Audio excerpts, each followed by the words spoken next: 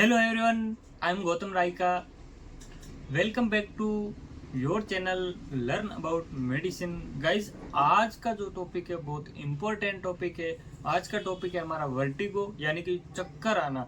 जी हाँ फ्रेंड्स, चक्कर किस वजह से आते हैं, किस कारण से चक्कर आते हैं, मरीज को चक्कर आने के कारण क्या क्या हो सकते हैं, लक्षण क्या है, सिम्टम्स वगैरह, आज पूरी डिटेल में इस वीडियो में हम लोग बात करेंगे। फ्रेंड्स, इसमें ट्रीटमेंट की भी बात करेंगे कि पेशेंट को किस तरह का चक्कर आ रहा है तो कब कौन सी टेबलेट दी जाती है। गाइस, ये वीडियो पूरी डेडिकेटेड वीडियो है। ये वीडियो सिर्फ मेडिकल स्टूडेंट्स, प्रैक्टिशनर के बेसिक नॉलेज के लिए है। तो इसमें बताए गए ट्रीटमेंट को आप घर पर यूज खुद से ना करें, अपने डॉक्टर से पहले सलाह लें और बाद में यूज करें। ये सिर्फ प्रैक्टिशनर और मेडिकल स्टूडेंट्स के लिए है। इस वीडियो में हम लोग पर्सनली मेडिसिन लेने की सजेशन नहीं देते हैं। ये सिर्फ बेसिक नॉलेज के लिए है जो मेडिकल स्टूडेंट्स को पता होना चाहिए। तो गाइस, शुरुआत करते हैं आज की अपनी वीडियो की। तो फ्रेंड्स, बात करते हैं वर्टिगो यानी कि चक्कर आना। चक्कर ये क्या होता है, चक्कर किस प्रकार से आते हैं, किस कारण से चक्कर आते हैं। तो अब इसकी इंट्रोडक्शन की बात करते हैं, यानी कि इसके परिचय की बात करते हैं। तो vertigo is not a disease, it is a symptoms. Friends, ये कोई बीमारी नहीं है। ये एक प्रकार के लक्षण होते हैं जो हमें फील होते हैं कि हमें चक्कर आ रहे हैं, हम घूम रहे हैं, या हमारे आसपास की कुछ चीजें घूम रही है, या हमारे कानों में घंटी बजने जैसे होती है। तो इसके क्या क्या सिम्टम्स होते हैं, क्या कारण होते हैं, क्या ट्रीटमेंट होते हैं, इन सब की हम लोग बात करेंगे। लेकिन अब अभी थोड़ा इंट्रोडक्शन की बात कर लेते हैं इसकी। तो किस किस कंडीशन में हमें जो है चक्कर आता है, किस प्रकार का चक्कर आता है, उसकी हम लोग बात करते हैं डिटेल में। फ्रेंड्स, वीडियो में आपके लिए बहुत इंपॉर्टेंट टॉपिक है जो ढूंढ के लेके आता हूँ। प्लीज आपसे एक रिक्वेस्ट है कि चैनल को अभी तक आपने सब्सक्राइब नहीं किया तो चैनल को सब्सक्राइब कर लें और मुझे कमेंट करके बताएं कि आपको ये वीडियो कैसा लगा। अगर आपको ये वीडियो कुछ हेल्प करता है तो प्लीज एक लाइक जरूर कर देना। फ्रेंड्स, अब बात करते हैं हम लोग कि चक्कर है जो किस प्रकार से आते हैं, किस किस रूप में हमें चक्कर दिखाई देता है। ठीक है, तो फर्स्ट है हमारा, in this condition patient feel like moving but actually he is not moving. Friends, इसमें क्या होता है कि पेशेंट को महसूस होता है कि वो घूम रहा है, खुद उसको महसूस होता है कि फील होता है कि वो घूम रहा है, बट एक्चुअल में ऐसा नहीं होता है। ये सिर्फ फील होता है। ये भी एक चक्कर आने का मुख्य जो विशेषता है वो है। और अब बात करते हैं नेक्स्ट की, sometime patients also feel around him they are moving. Friends, इसमें क्या होता है कि पेशेंट्स को जो है फील होता है कि उसके जो चारों तरफ जो चीजें हैं वो घूम रही है, बट एक्चुअल में ऐसा नहीं होता है। ये दोनों डिफरेंट है, दोनों अलग अलग है। कि एक तो पेशेंट को खुद को महसूस होता है कि वो खुद घूम रहा है, और एक पेशेंट को ऐसे महसूस होता है कि उसके जो आसपास की जो चीजें हैं वो घूम रही है।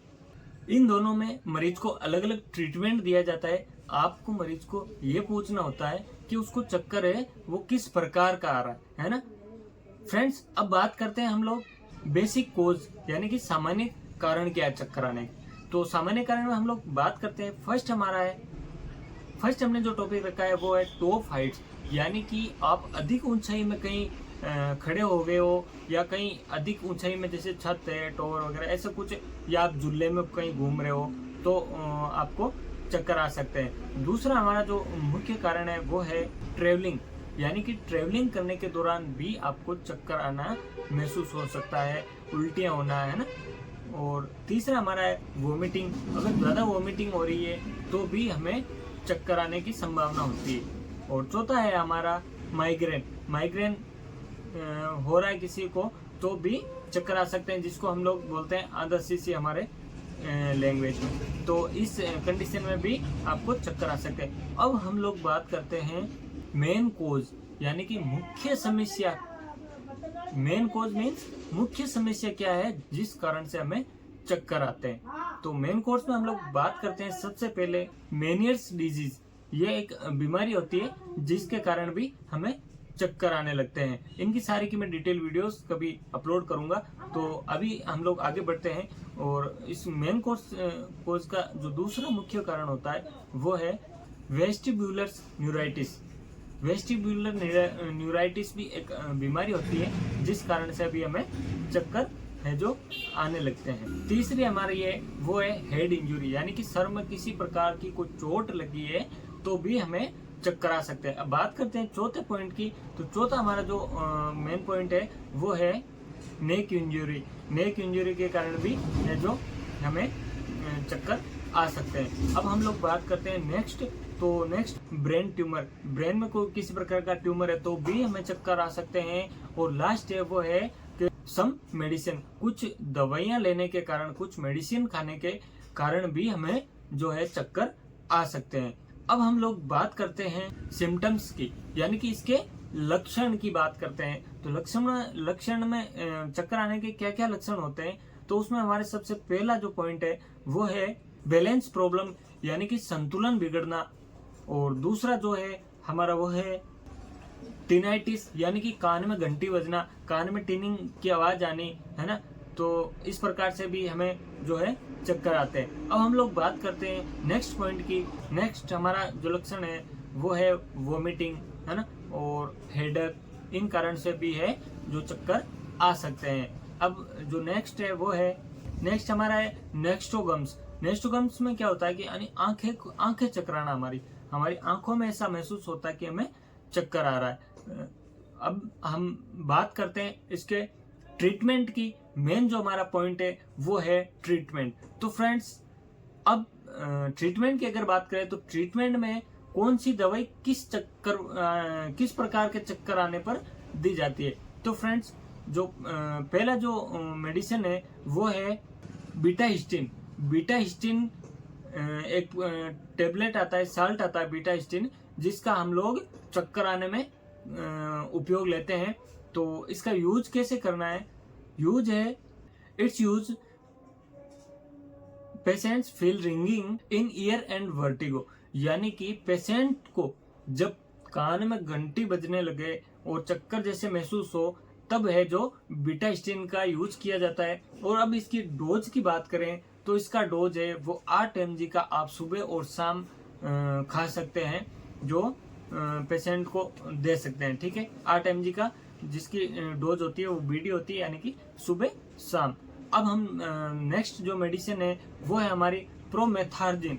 जी हाँ फ्रेंड्स, प्रोमेथार्जिन में किस प्रकार प्रोमेथार्जिन का यूज किया है वो हम लोग जानते हैं कि promethazine it is use for those patient who having sickness and vertigo. Friends, इसमें क्या होता है कि पेशेंट को चारों तरफ की जो चीजें हैं वो घूमती हुई नजर आए, यानी कि पेशेंट एक जगह इस तरह खड़ा है और उसको ऐसा महसूस होता है कि उसके जो चारों तरफ की जो चीजें हैं वो घूम रही है। तो इस कंडीशन में हम लोग प्रोमेथार्जिन का यूज करेंगे। प्रोमेथार्जिन की टेबलेट 10 mg की आती है, जो आप लोग सुबह और शाम यानी कि बीडी यूज कर सकते हैं। अब हम लोग बात करते हैं नेक्स्ट मेडिसिन की, वो है हमारी सिनार्जिन। जी हाँ फ्रेंड्स, सिनार्जिन का यूज है वो it is use when patient feel vertigo and mainly feel vertical during the travelling. Friends, इसमें क्या होता है कि जो पेशेंट होते हैं वो कहीं ट्रेवलिंग कर रहे हैं और उस टाइम उनको चक्कर आते हैं।